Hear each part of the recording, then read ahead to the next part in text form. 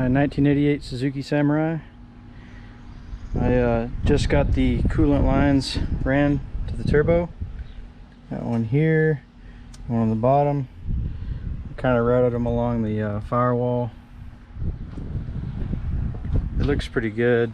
And then the other line runs down and runs up right here. And I just got that added to help with the heat. And we're going to give it a test spin and see how she does. 33-inch tires on it. Stock front and rear differential gearing, but I do have lunchbox lockers, front and rear. And right now I don't have a drive shaft on the front. I gotta get a custom ordered one, because the stock one I have is the splines pull out when it flexes. The rear drive shaft, I'm gonna get a new one too. I have a little block there to extend it a little bit, but we'll test it out and see how it does.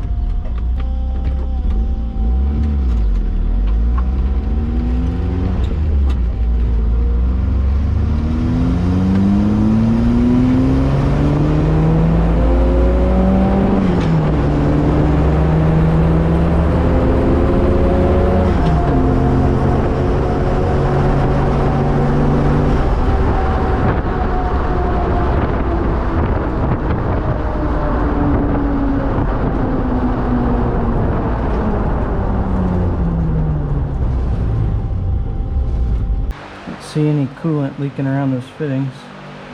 Took me a little while to get those to seal properly. I kept wanting to seep a little bit. Well, one step closer to getting it roadworthy again.